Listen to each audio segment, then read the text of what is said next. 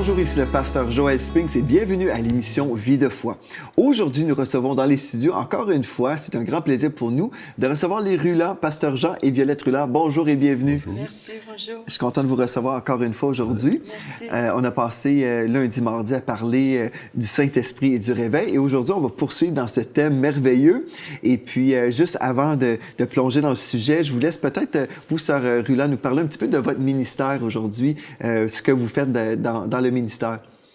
Ce que je fais dans le ministère, bien, c'est de pouvoir partager la parole. Dieu m'ouvre des portes que je ne pensais pas. Oui. Surtout dans certains pays où, en tant que femme... Oui, c'est ça. En tant que femme, c'est pas toujours facile, c'est pas évident. Mais Dieu m'ouvre des portes d'une manière tellement... ça coule, c'est tellement facile. Le premier contact que j'ai avec les personnes qui nous invitent, je vois un changement dans leur attitude. Et je sais que c'est Dieu qui fait ça. Parce que je ne pourrais pas faire ça. Oui. Et alors que on nous prévient, ben là, ben, tu sais, tu es une femme, tu ne pourras pas faire grand-chose. Puis bon, alors moi, je respecte. Bon, il n'y a pas de problème pour moi, il faut être soumise. Là où on va prêcher en tant qu'évangéliste, on est soumis au pasteur. C'est ça. Hein, c'est pas notre église, il y a une soumission. Alors pour moi, il n'y a pas de problème. Et là, je vois ces pasteurs qui, normalement, sont... assez froids. Alors, ils me disent, ben Violette, on est allé dans un pays il n'y a pas tellement longtemps. Et là, et tout d'un coup, même les pasteurs ont même été surpris. Et les chrétiens ont dit, mais c'est un miracle. Il y a quelqu'un qui m'appelle, mais dans la réunion, tout au début. Alors, il m'a pris comme ça, par l'épaule, dans son bras, il m'a dit, Violette, il dit, répands ton cœur. Tout ce que tu as, tu peux le partager. Wow. Moi-même, j'ai dit, Seigneur, c'est juste toi. Alors, oui, je peux partager la parole, mais comme je disais tantôt, oui, j'aime bien partager la parole. J'aime le mot partager parce que prêcher, c'est prêcher. Et en Europe, quelqu'un m'a dit, ben, il ne savait pas trop comment dire, il m'a dit, ben, elle va partager. Alors, j'ai aimé ce mot-là. Oui.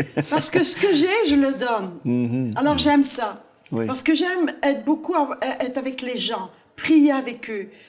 Pour les bénir. Ça, j'aime ça. Le ministère, dans la prière, pour l'appel d'âme, les amener au salut, pour la guérison, j'aime ça. Vous avez été pasteur ensemble 40 ans environ, c'est ça? Oui. Mais aujourd'hui, vous êtes plus évangéliste, missionnaire aussi. Donc, vous parcourez toute la planète francophone, prêchant, priant pour les malades. Et puis, bien, gloire à Dieu, on est content de vous recevoir encore aujourd'hui. On parle tout au long de cette semaine du réveil. Et j'ai cru que vous étiez vraiment des bonnes personnes à inviter pour parler de ce sujet parce que vous avez vécu le réveil dans votre église ici au Québec. Et vous avez vécu vraiment une touche puissante et vraiment l'Esprit de Dieu a balayé votre Église. Mais en même temps, on sait que Dieu n'a pas fini. Non. Et puis, on veut continuer à chercher la face de Dieu pour vivre le réveil, pas juste dans une église ou une région, mais on veut vivre vraiment la présence de Dieu partout. Et puis, tous ceux qui sont là aujourd'hui à la maison, ils peuvent s'unir avec nous et s'accorder dans la foi pour vivre le réveil. Donc, aujourd'hui, ce qu'on va faire, on va parler un peu ce qui caractérise le réveil.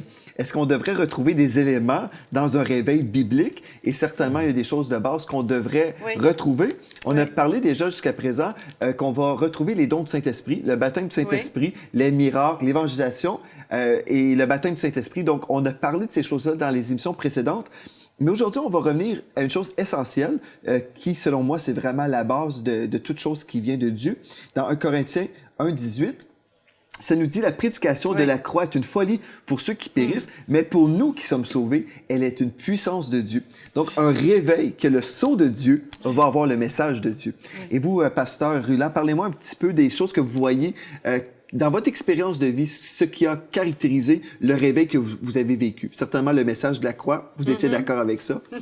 Oui, mais d'abord peut-être dire ceci, c'est que il y a deux genres de réveil. Il y a un réveil pour les inconvertis, aussi étonnant.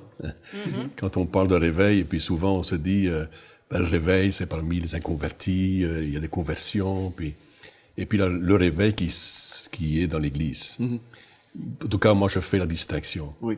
On regarde, quand Philippe est rentré en Samarie, c'était vraiment un réveil pour cette ville qui était inconvertie, puisque sous domination de Simon le magicien. Oui, oui. Donc il y avait là l'occultisme, il y avait la sorcellerie sans doute. Et là, Philippe arrive et il prêche justement la croix. Il prêche le Christ.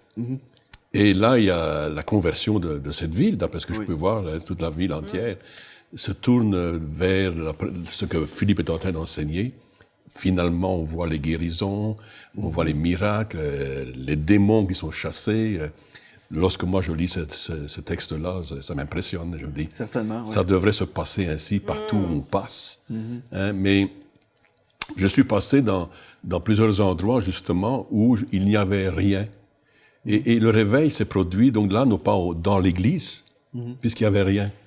Donc c'est dans l'implantation de l'Église que Dieu a appuyé sa parole, la prédication de la croix, par des signes, des prodiges et des miracles. Oui. Alors, on était introduits, malgré nous, dans un travail qui était incroyable, parce que ça se répandait un peu partout, il fallait aller d'une ville à une autre. Et là, en prêchant l'Évangile, la croix, et il y avait bien sûr des signes, des prodiges, des miracles, des conversions. Oui. Alors c'est pour ça que je veux faire la distinction entre réveil dans l'Église, qui réveille celui qui est mort, qui s'est endormi. Oui. Ben, je peux reprendre peut-être le verset qu'on a vu dans la première émission, dans Éphésiens 5, 14, ça dit « Réveille-toi, toi qui dors, relève-toi d'entre les morts, et Christ t'éclairera. » Donc Dieu n'appelle pas le croyant, le chrétien né nouveau, il ne devrait pas vivre parmi les morts, dans la mort spirituelle, il devrait se relever. Mais en même temps, pour celui qui est carrément mort spirituellement, on peut être réveillé d'entre les morts en recevant la nouvelle vie, la vie de Dieu. Et puis, finalement, nos yeux s'ouvrent et puis on voit la splendeur de l'Évangile. Donc, oui, on peut voir ces deux types de réveils-là. On veut les deux. On veut les deux. On ne peut pas choisir. On veut les deux. Mais ce que je voulais dire avec cela, c'est que, encore une fois, je crois qu'il faut que Dieu nous précède. Tu arrives sur un champ missionnaire, comme nous, c'était notre champ missionnaire, et puis ça l'est encore. Oui. Je pense que le pays, la ville, et puis la région. Mais ce que nous avons constaté, c'est que le travail avait été préparé, le chemin, le sentier avait été aplani. On est rentré dans le champ de Dieu. Wow. Et là, l'importance d'être là où Dieu nous veut. Oui. Ça fait toute la différence. Oui. Parce que si on va de nous-mêmes, parce qu'on dit, bien, c'est une belle ville, j'aime les maisons, j'aime le quartier, mais c'est pas Dieu, c'est pas Dieu. Très difficile. C'est pas Dieu. Alors, donc le réveil comme tel, on ne peut pas le provoquer. Non. Je vais vous dire une chose, j'ai déjà entendu un pasteur dire ceci, j'ai trouvé ça quand même surprenant. Il disait, Dieu n'a pas vraiment un plan spécifique, géographique. On peut juste aller où on veut, et puis si on prêche l'Évangile, peu importe, ça ne dérange pas, parce que Dieu nous laisse vraiment libre de choisir où on va. Et j'ai entendu ça, j'ai dit, mais ça, je comprends rien là-dedans. Je crois que Dieu a un plan, et puis il y a des projets qu'il a formés sur nos vies, des projets qu'il a connus d'avance, et puis qu'il a préparés à l'avance pour nous. Et c'est à nous de découvrir ses plans, ses projets, et de répondre à son appel. Et c'est là où Dieu va bénir. Mais souvent, les gens sont là, bien Dieu, voici mon plan, viens bénir mon projet. C'est ça. Et ça fonctionne pas comme ça. On voit l'exemple de Paul. Paul est interdit de rentrer dans certaines villes. Ben oui. Donc, s'il avait été dans ces villes-là, peut-être qu'il aurait pu perdre la vie aussi. On ne sait pas. Oui. Donc, ce qui caractérise un réveil biblique, on peut voir, c'est certainement le message va être pur, le vrai message de la croix. Et on comprend par ça que Jésus a payé notre dette de péché. Et puis, des fois, on entend les gens prêcher l'Évangile, et venez à Jésus, et puis tous vos problèmes vont disparaître d'un seul coup. Et puis, oui, Dieu prend soin de nous, et oui, Dieu guérit, tout ça. Mais on doit réaliser que nous sommes pécheurs, et puis que nous avons besoin d'un sauveur. Donc, des fois, des gens de nos jours, et j'entends des fois des gens faire la publicité pour un réveil, une conférence, on va appeler ça un réveil, et puis finalement, on ne parlera jamais de péché ou du sang de Jésus, parce que le sang peut repousser les gens. Donc, on met de côté, en fait, la solution, parce qu'on dit, bien, on peut déplaire aux hommes, mais en fait, si on ne déplaît pas aux hommes, on ne peut pas plaire à Dieu. Exact. Et puis même, je pense qu'on ne parle même pas de repentance. Souvent, c'est ça, Et pourtant, tout commence là. C'est ça. Moi, je me souviens, vous avez entendu parler de Bronzeville, le réveil de Bronzeville. Oui. Ça a été un réveil de repentance. Oui. Ce que j'ai entendu, c'était vraiment dans les larmes et la repentance. Oui. Et Dieu a touché cette église-là, et puis la région, et le monde, parce que tout le monde allait... J'ai eu le privilège de rencontrer Steve Hill, le pasteur Steve Hill, qui est maintenant avec le Seigneur. J'ai passé du temps avec lui, et puis vraiment, c'est un homme rempli d'humilité, super gentil, son épouse aussi. Et Jerry, elle s'appelle Jerry. Et puis, j'ai découvert leur ministère après avoir fait leur rencontre. C'était spécial parce que quand j'ai rencontré ce couple, je connaissais pas vraiment leur ministère, mais c'est des gens humbles, super gentils, et puis ils nous parlaient de son cœur pour le réveil, mais son message, c'est un message sur la sainteté et la repentance. Il appelait l'Église à revenir, vraiment. Et donc, c'est une des choses qu'on voit aussi, c'est la conviction du Saint-Esprit. Oui.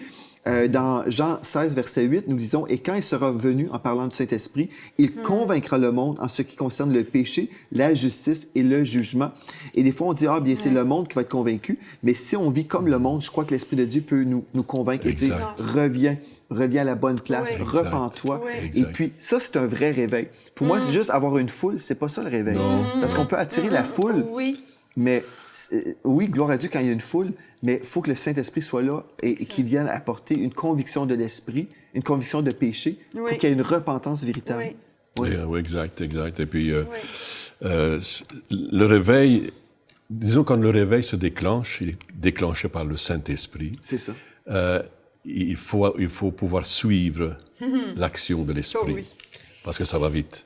Parlez-moi de ça. Je me souviens, vous avez déjà dit, vous étiez juste un spectateur. Un spectateur, parce que c'est Dieu qui faisait. Actif, mais dans le sens que vous n'aviez pas créé. C'était l'Esprit de Dieu qui a créé quelque chose. Non, les portes s'ouvraient par elles-mêmes parce que, par intermédiaire de celui-ci, celui-là, entendait, puis tu recevais l'invitation dans une autre ville, dans un autre village. Parce que les gens avaient soif de vivre ce que vous étiez en train de vivre. Et de recevoir, puisque c'était des gens, les villages qui n'avaient jamais entendu vraiment l'Évangile. Oui, ils savaient que le bon Dieu, mais ils ne savaient pas que Dieu était bon pour eux aussi. Wow. Puis des personnes qui avaient eu, par une personne qui était venue chez nous, ils nous téléphonaient, ou ils venaient dans nos réunions, Dieu le guérissait. Alors ça s'est répandu vraiment comme une poudre. Wow. Alors il fallait aller partout, on allait partout pour prêcher l'Évangile dans des maisons ou louer des locaux. Et on devait vraiment suivre le Seigneur. C'était une période très, très intense. Oui, ça demande merveilleuse. Beaucoup. Alors on prie pour le réveil, mais si le réveil est là, on fait quoi?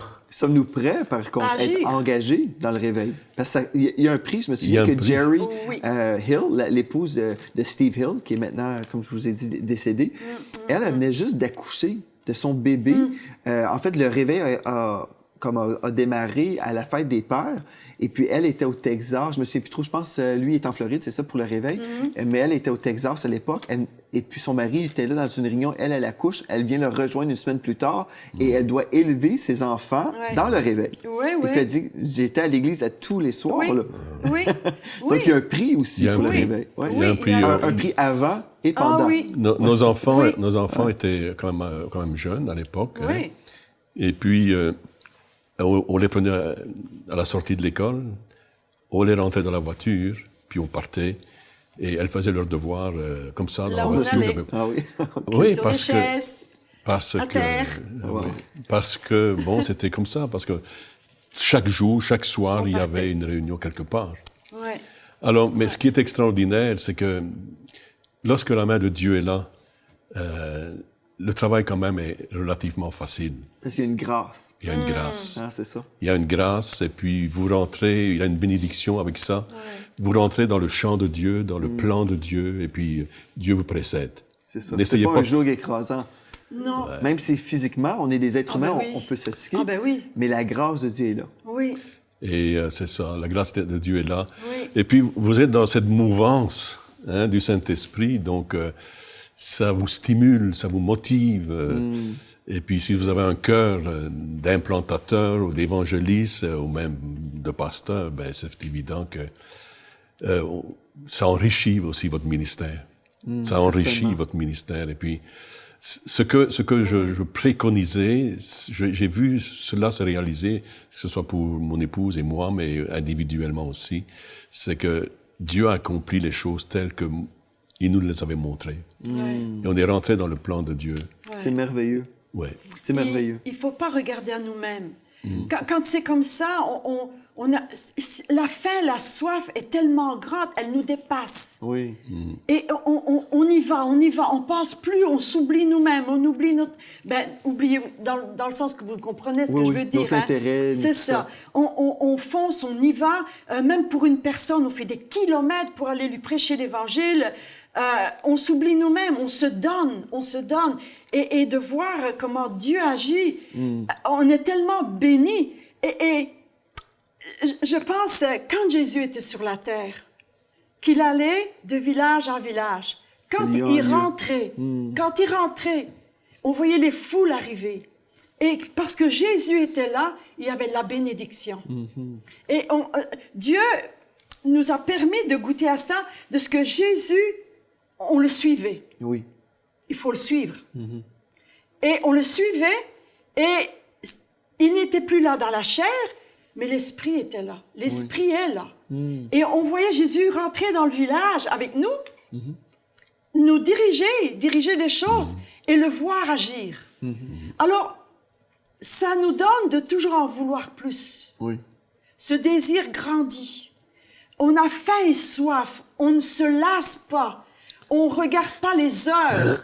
On passe du temps dans la prière. Puis quand on rentrait à l'église, parce qu'on avait déjà fondé un noyau, une église, on disait une église mère. Oui. Parce que de ces églises-là, on allait prêcher partout. On a ouvert plusieurs églises dans la région. Et quand on voit des chrétiens être là, on a vécu ça aussi à Québec, dans la ville de Québec, être là 2 heures avant le culte, prie, loue, adore, est en pleurs, cherche la face de Dieu, et des personnes arrivent et disent « Oh, excusez, je suis en retard ». On dit non, c'est pas encore commencé. Alors là, on voit vraiment. Puis on avait des réunions qui pouvaient finir 1 heure, 2 heures le matin. La faim et la soif étaient tellement grandes, on était tellement heureux de savoir qu'il était là. C'est ça. Ce que vous dites, c'est une autre chose qui caractérise le réveil. Donc, on a dit la prédication du véritable message, la conviction du Saint-Esprit et aussi la soif pour la présence de Dieu. Amen. Tout ce que vous nous dites, c'est la soif. Et dans le psaume 42, verset 3, mais je vais commencer au verset 2, ça nous dit ici, « Comme une biche soupire après des courants d'eau, ainsi mon âme soupire après toi, ô Dieu. Mon âme a soif de Dieu, du Dieu vivant. » Et c'est pour ça que vous êtes prêts à faire de la route et faire des heures de trajet parce que vous avez soif de Dieu. Vous savez que Dieu vous a préparé une réunion là-bas et où Dieu va se manifester. Donc, vous êtes là, vous n'êtes pas en train de dire « Ah, mon Dieu, ça va prendre du temps. Ah, je suis fatigué. » Mais peut-être votre corps peut se fatiguer, oui, parce qu'on est des êtres humains. Mais la grâce de Dieu est tellement là et la soif est tellement là. C'est comme quelqu'un qui a soif, on n'est pas obligé de leur dire « Écoutez, vous avez soif, venez boire de l'eau. » Non, on a juste simplement présenté et puis ils vont courir vers le verre d'eau, n'est-ce pas? Parce qu'ils vont vouloir être rassasiés. Et c'est la même chose. Mais avec Dieu, on ne peut pas être rassasié. C'est ça la seule chose. Parce que le moment qu'on a goûté à la présence de Dieu, là, on veut encore plus. Ça l'augmente. Puis, je dirais aussi qu'il y a la publicité de Dieu. Hein? Oui. On peut faire de la publicité sur le web, et puis des posters. Je me souviens, je suis arrivé dans une ville en Afrique, et puis là, il y avait des posters, genre belles bannières, puis bon... C'est correct. C'est correct. Mais Jésus n'avait pas de comité de publicité. Hein? Mais la publicité de Dieu, c'est pas ça. Hein? C'est la publicité de Dieu, c'est ce qu'il fait, ce qu'il accomplit, les signes, les prodiges, les miracles. Et tout ça accompagne la parole lorsqu'on prêche l'Évangile. Et puis, c'est ce qui est arrivé, nous aussi, dans la région qu'on a desservie il y a quelques années maintenant. C'est qu'il y avait la publicité de Dieu. Ça se disait de bouche à oreille. Les gens. Et ça, c'est important. Et puis, combien nous prions aujourd'hui pour qu'il y ait encore cette visitation surnaturelle de Dieu. Les pasteurs vont être beaucoup moins fatigués aussi. Ah oui? Parce que les pasteurs... Moi, je me mets encore aujourd'hui à la place des pasteurs. Comme pasteur pendant 40 ans, puis fondateur. Et puis, si c'est toi qui porte l'Église, ça devient pesant, ça devient lourd. C'est ça. Si c'est le Saint-Esprit qui pousse l'Église et qui la fait bouger, qui la fait avancer, ben, le travail du pasteur est facile. Ben, c'est sûr. Hein? Parce que les gens se tournent vers Dieu au lieu de se tourner vers l'homme. Puis l'Esprit agit dans leur vie. Oui. On n'a pas besoin de dire, il faut vous sanctifier, il faut témoigner, il faut que vous veniez à la réunion de prière. Ils sont là avant nous et ils ont faim et soif. Ça déborde, ils ont un désir tellement intense qu'ils viennent. Souvent, j'ai des gens qui me demandent un rendez-vous et puis dans la réunion, ils reçoivent leur réponse. Et puis des fois, j'aime ça... des courriels comme ça, des mails, comme ils disent en France. Mais des gens vont dire, ah, par ça, finalement, j'ai eu ma réponse pendant le culte. Et puis, je dis, gloire à Dieu, c'est préférable. Et je crois que c'est ça que Dieu veut faire. Il veut rencontrer personnellement les gens. C'est préférable rencontrer Dieu avec la solution qu'un pasteur. Et c'est correct d'avoir nos pasteurs, hein? On ne méprise pas du tout le travail. Non. Mais c'est merveilleux quand on peut avoir notre réponse directement de Dieu et puis Dieu répond parfaitement. Sa sagesse est parfaite. Tu sais, pasteur, aujourd'hui, on met sur pied ou en place des spécialistes dans le counseling. Oui. Chose que moi, j'ai jamais entendue dans le passé. Il y avait des cures d'âme et encore les pasteurs qui visitaient les paroissiens. Tu vois. Oui. Aujourd'hui, on met sur pied, puis je bénis Dieu pour le travail qui peut se faire au travers de cela. Mais ça démontre qu'il y a des besoins aujourd'hui qui n'existaient pas peut-être de la même façon à l'époque. Je retourne des années, disons. Ça existait, mais je pense que l'enfant de Dieu, le chrétien, allait chercher ses solutions au pied du Seigneur. Oui, absolument. Moi, je crois que quand il y a une liberté, ça, c'est une autre chose qui caractérise le réveil, une liberté dans l'esprit. Les gens peuvent s'exprimer et louer et adorer Dieu. Et Dieu a dit, je vais habiter la présence ou la louange de mon peuple. Exact. Donc, j'habite la louange. Il est là. Exact. Je viens siéger. Donc, si le peuple de Dieu loue et adore Dieu, la présence de Dieu descend. Quand Dieu descend, il prend nos problèmes. Il guérit. Et puis, moi, je crois qu'à l'époque, quand les gens louaient vraiment Dieu, célébraient la présence de Dieu, que la dépression quittait et tout ça, mais puisqu'on a mis de côté, souvent, nos temps d'adoration, on a plus écouté une équipe de louanges pour nous divertir, ne réalisant pas que nous sommes là pour louer Dieu et ils sont là pour nous conduire dans la louange. Ils ne sont pas là pour faire la louange à notre place. Ils ne sont pas là pour nous divertir. Ils sont là pour nous amener devant le trône de la grâce. Donc, si on loue vraiment le Seigneur, on adore vraiment, moi, je crois que c'est difficile de rester avec nos problèmes parce que Dieu a toujours les réponses. Oui. Dans Matthieu, on peut voir « Venez à moi, vous tous qui êtes fatigués et chargés, et je vous donnerai du repos. » Amen. Et on sait que dans l'adoration, j'aime beaucoup l'adoration. Oui. Et on sait que Dieu est dans la louange. Alors, quand on a des problèmes, quand on est fatigué et chargé, il est bon d'adorer. Oui, absolument. Rentrer dans l'adoration et déposer ça, nos fardeaux à ses pieds. C'est ça. Et il s'en occupe, il en prend soin. Amen. Tout ça veut nous dire que oui, on a besoin d'un réveil. Amen. Un retour à la source. On a besoin d'un retour à la source. Et vous avez mentionné une chose qu'on a vue là ensemble, c'est qu'il va toujours y avoir un prix. Un prix avant et un prix pendant aussi, le réveil. Et peut-être dans d'autres émissions, on verra après. Mais on ne veut pas arriver après le réveil, on veut demeurer là. Mais il va y avoir un prix à payer. Certainement. Et puis, de nos jours, on est de plus en plus individualiste. On est tellement occupé dans notre société. On a même mis Dieu dans une genre de boîte et on dit, Dieu, je te donne maintenant 45 minutes. Il y a certaines églises qui ont diminué leur culte à 45 minutes parce que là, pour leur raison, peu importe. Mais moi, je crois que l'épouse de Christ ne recherche pas des cultes de 45 minutes pour passer à d'autres choses après dans la journée. Tu sais, avant de se marier, on dit pas à la personne qu'on va marier, comme dans mon cas, Mathilde, je disais pas, bien écoute, cette semaine, je t'accorde 45 minutes parce que là, je veux passer à autre chose. Mais pourtant, l'épouse de Christ, ici, là, dirait ça à Dieu. Je veux limiter mon temps de culte où on dépasse midi ou midi et demi parce que là, bien là, j'ai ma dinde dans le four, je sais pas. Mais je crois qu'on fait vraiment fausse route si on diminue notre temps. Il y a des gens qui disent « Ah, mais c'est la qualité qui compte. » Oui, la qualité compte, mais le temps aussi compte, n'est-ce pas?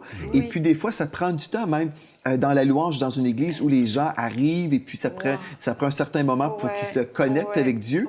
Mais à notre église, on a des réunions de prière avant aussi pour préparer justement la réunion. Donc, on prie. Là, ensuite, on traverse dans l'auditorium où on peut louer et adorer Dieu.